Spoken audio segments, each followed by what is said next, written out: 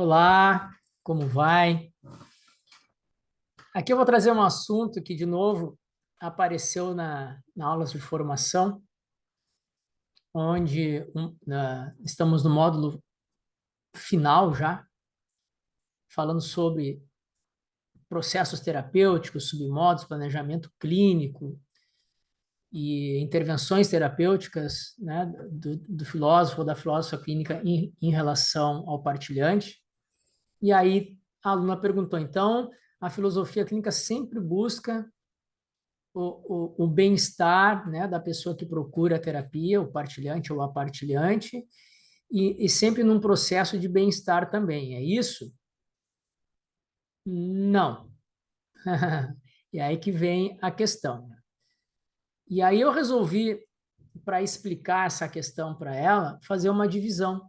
E fazendo essa divisão, eu me lembrei do estoicismo. Então, eu vou aqui usar um pouco a metáfora do estoicismo para tentar explicar qual é o processo terapêutico da filosofia clínica, onde o acolhimento é um diferencial na filosofia clínica muito importante, mas a filosofia clínica tem um aspecto de intervenção de procedimentos terapêuticos ativos no processo de construção compartilhada da terapia. Então, não, a filosofia clínica não é apenas uma escuta que acolhe e aceita tudo que aparece e, a partir disso, fica só na escuta. Esse é um primeiro momento. E essa é a parte que eu chamo de passiva. E aí eu lembro dos estoicos, né, que Zenão de Sítio dizia que os dois princípios da realidade eram o ativo e o passivo, né? É mais ou menos isso. Tem o aspecto passivo, o princípio ou momento passivo da interseção da filosofia clínica, do filósofo clínico com o seu ou sua partilhante, onde é o acolhimento inicial, onde nesse acolhimento não se julga, não se normatiza, não se normaliza, não se coloca a pessoa em caixinhas prateleiras, em conceitos prontos, mas tenta se acolher o fenômeno como aparece, né, da forma que apareceu, na linguagem que o fenômeno aparecer, pode ser estruturado, desestruturado, não interessa, um discurso completo, incompleto, é o acolhimento, é a parte passiva, onde isso vai acontecer durante todo o processo, esse tipo de acolhimento, mas principalmente no início terapêutico, quando a pessoa chega, né, com seu desassossego existencial e ali ela atira em cima do filósofo ou da filósofa clínica todas as suas questões. Ali é um momento passivo, digamos assim, de acolhimento. A partir da constatação epistemológica da estrutura interna de pensamento daquele partilhante, mais suas categorias existenciais e os seus submodos que usa para efetivar a sua estrutura interna no mundo ou em si mesmo, a partir daí, o filósofo clínico tendo esse mapa, eu sempre trago a metáfora do mapa, porque são caminhos e o mapa a gente vê de forma ampla, o filósofo clínico pode e até deve, nos momentos adequados, de acordo com cada interseção terapêutica, realizar alguns procedimentos terapêuticos, que são os submodos. Os submodos é a caixinha de ferramentas, de atividades, no qual o filósofo clínico utiliza para acessar a EP do seu partilhante. E aí é a parte ativa, é o princípio ativo da terapia da filosofia clínica. Então, o partilhante, a partilhante chega com um objetivo terapêutico, um assunto tal, e gostaria de chegar a um outro patamar. Então, há um objetivo terapêutico estabelecido pelo próprio partilhante, pela própria partilhante. Nesse momento de narrar o seu assunto, a sua questão existencial urgente, naquele momento, acolhimento. Mas para chegar no objetivo terapêutico que foi dado pelo próprio partilhante, vai ter que ter um processo ativo do filósofo clínico aí. E esse processo ativo, que são os submodos, é aquilo que vai acessar, né? São os procedimentos que vão, muitas vezes, desestabilizar aquela estrutura de pensamento para que ela consiga chegar num outro patamar existencial, que é o seu objetivo, seja ele qual for. Seja de um sofrimento para um bem-estar, seja de um bem-estar para um melhor bem-estar. E aí entra um pouco da minha perspectiva, que também eu compartilho e que me foi passada pelo professor e terapeuta Hélio Strasberg nas formações, de que muitas vezes o processo terapêutico é um processo pedagógico, de ensino-aprendizagem, onde a pessoa às vezes vai ter que reaprender a fazer coisas que ela já fazia e esqueceu, ou vai ter que aprender a fazer coisas novas com o que já tem, ou vai ter que aprender a fazer coisas novas que nem tem. E esse processo de aprendizado, seja de autoeducação, autoconhecimento, autorreflexão, para fazer coisas diferentes internamente ou na sua vida no mundo físico, digamos assim, sensorial, é um processo pedagógico, às vezes quase educacional. E nesse processo, prejuízo meu, há sofrimento, há desestruturação, há desorganização. Crescer, melhorar, reeducar-se é um processo de instabilidade, pelo menos passa por um processo de instabilidade. Pense em qualquer objetivo que tiveram na vida, seja interno, seja externo, no qual não teve que ter aí um processo de desacomodação, de desorganização, para a ter um outro patamar. Eu muito agendado, muito influenciado pelo meu passado histórico de jogador de tênis e atleta. Não tenho como entrarmos num outro nível de desempenho se não quebrarmos certos padrões dos quais nos mantém em certo patamar. E isso é custoso.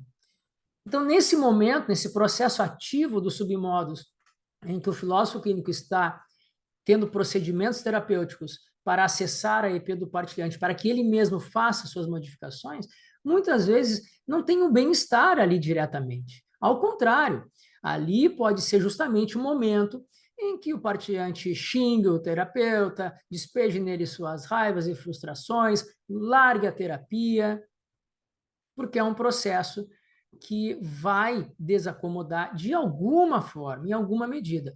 Alguns partilhantes pagam esse preço e querem fazer modificações, e nesse processo pode haver choro, pode haver a esteticidade bruta, que é o desafogo existencial,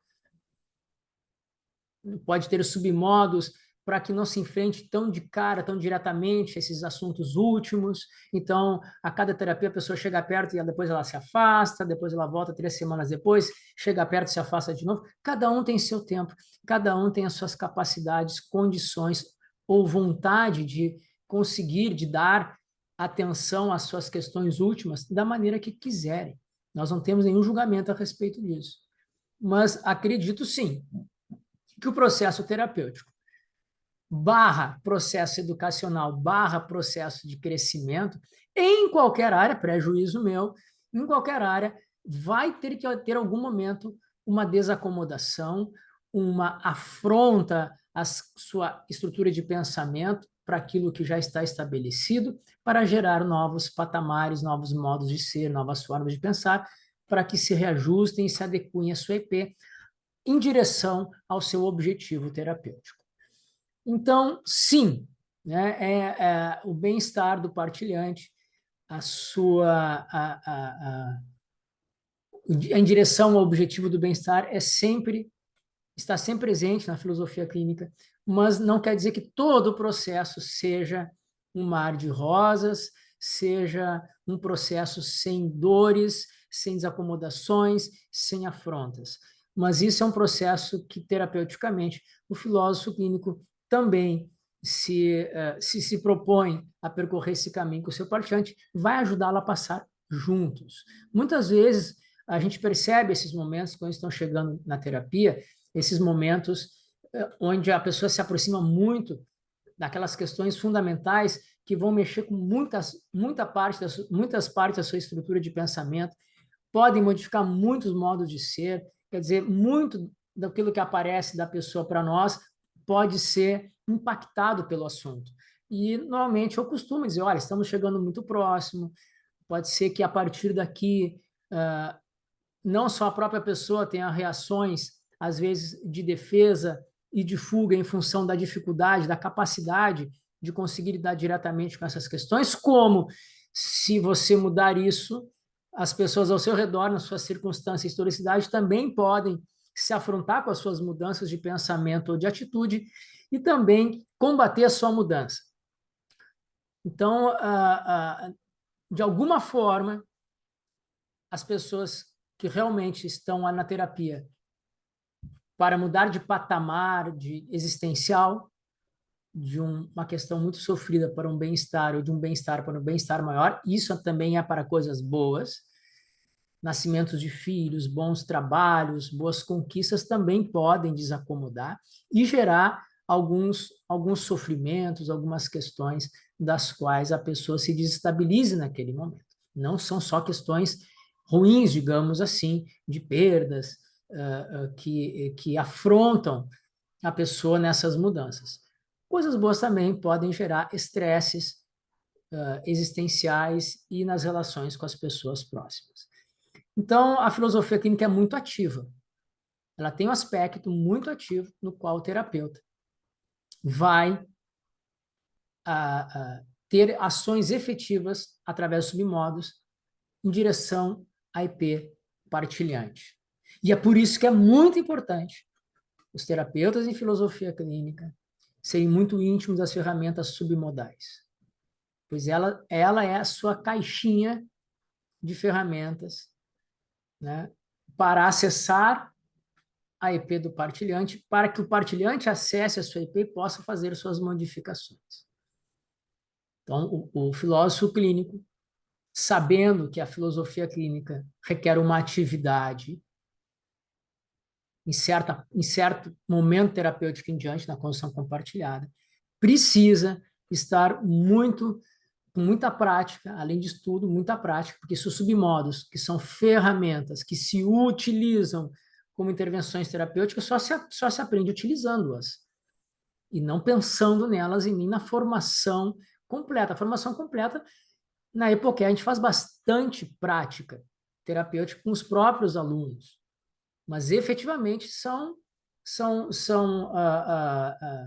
exercícios e atividades recortadas. Somente a partir do estágio onde efetivamente o ser terapeuta está presente, é que ali em diante é que os terapeutas vão efetivamente aprender e se familiarizar com os submodos terapêuticos. Então, sim, a filosofia clínica é uma terapia intervencionista nesse sentido também. A diferença é que ela é muito mais cirúrgica. Porque uma vez estabelecida essa perspectiva epistemológica do mapa, dos tópicos, submodos, exames categoriais que nos apresentam, não tem tentativa e erro. Quando o terapeuta agir, ele tem um assunto imediato, que é o que interessa, é a luz que nos guia, é o assunto do partilhante ou da partilhante. Sabemos como é que é a estrutura interna, sabemos como é que essa pessoa, por seus submodos, tenta efetivar a sua estrutura, então nós temos uma precisão muito maior. E é por isso que a filosofia clínica é extremamente efetiva.